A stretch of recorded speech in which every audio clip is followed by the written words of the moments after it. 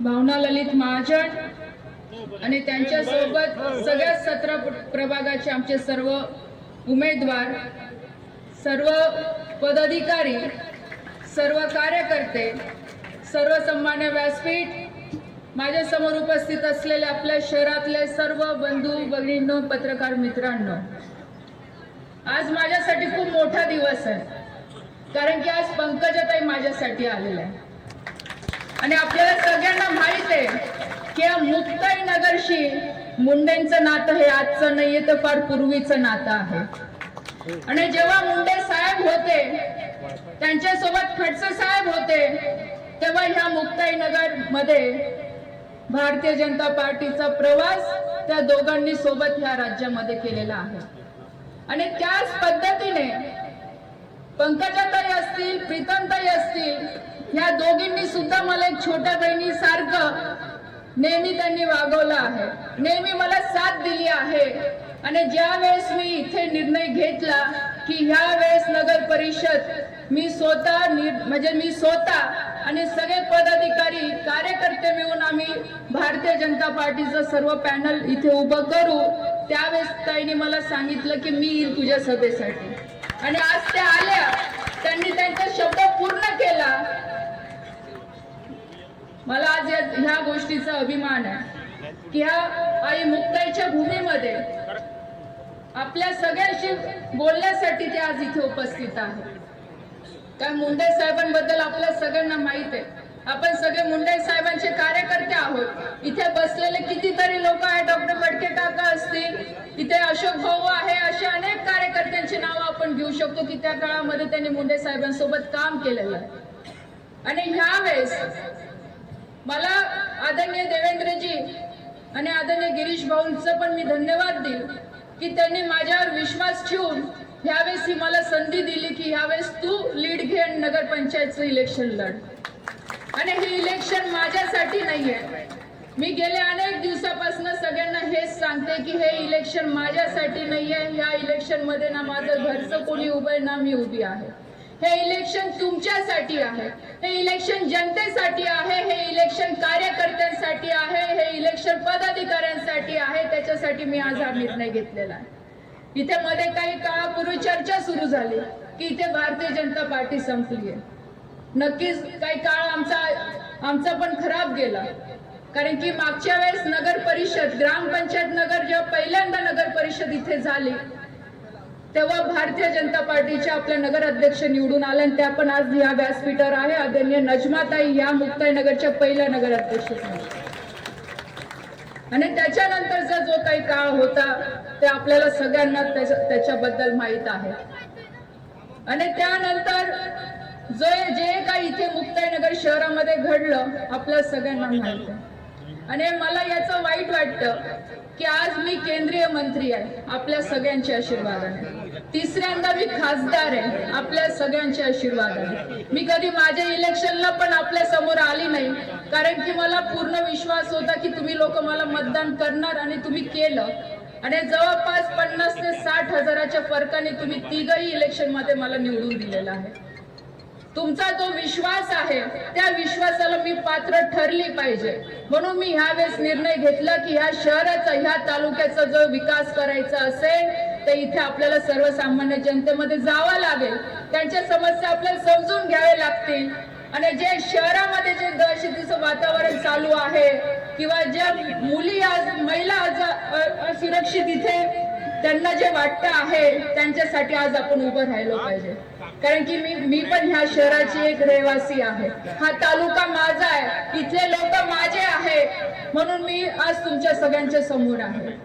मी माझ्या सगळ्या माता भगिनींना सांगेल, सगळ्या लोकांना इथे मी सांगेल की हे शहर आई मुक्ताईचं शहर आहे, ही भूमी पवित्र भूमी आहे.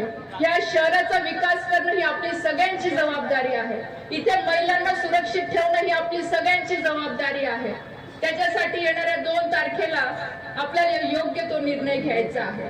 आपण बघू शकतात केंद्रामध्ये आदरणीय नरेंद्र भाई मोदींचं नेतृत्व आहे, ते आपल्या देशाचे प्रधानमंत्री आहेत आणि त्यांचं एक विजन आहे की 2047 ला हा देश विकसित झाला पाहिजे. राज्यामध्ये आदरणीय देवेंद्रजी आपले मुख्यमंत्री आहेत. त्यांचं विजन आहे की आपला महाराष्ट्र 2047 पर्यंत विकसित झाला पाहिजे.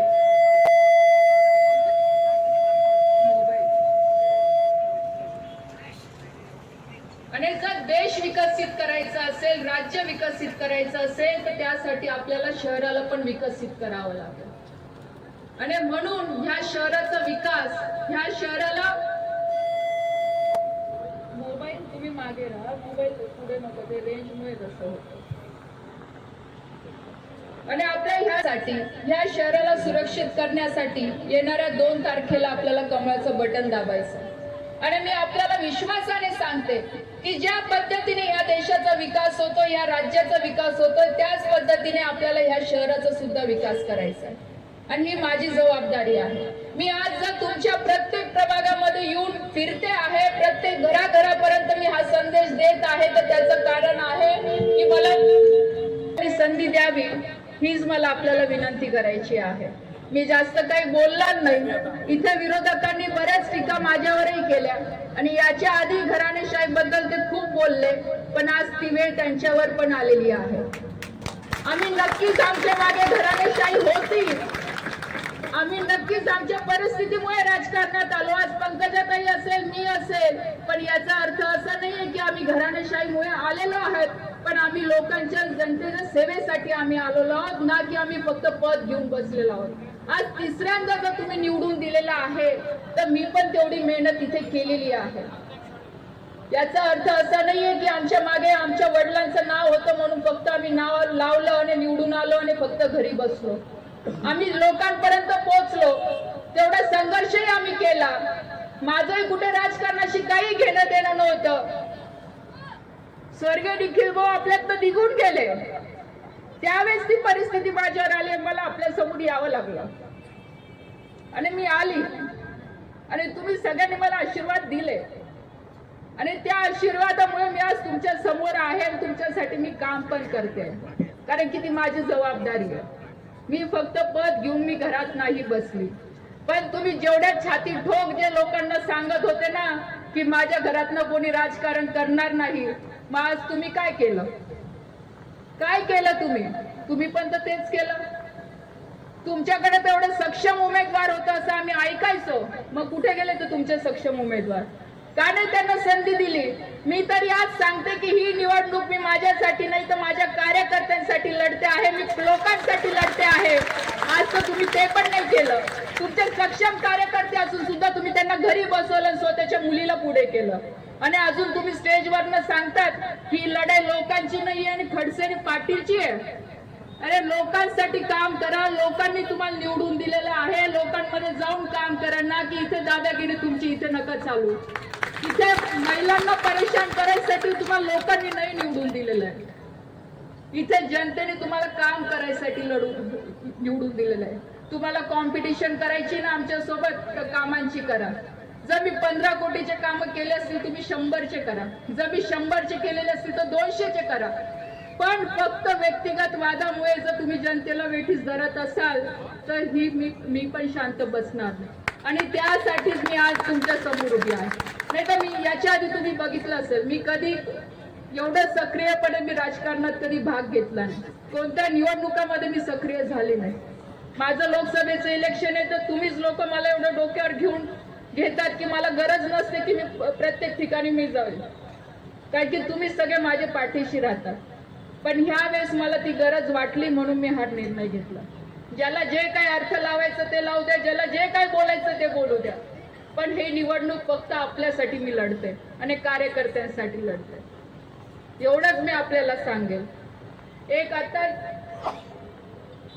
काल की परवा मी असंच मोबाईल बघत होती, ते एक शेर मला तिथे एक चांगला दिसला आणि मला वाटलं सेम परिस्थिती आमची सुद्धा आहे.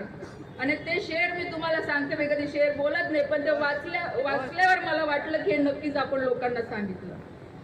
कुछ देर एक खामोशी है, कुछ देर एक खामोशी है, फिर शोर आएगा. तुम्हारा सिर्फ वक्त आया है, तुम्हारा सिर्फ वक्त आया है. हमारा दौर था और वो फिर आएगा.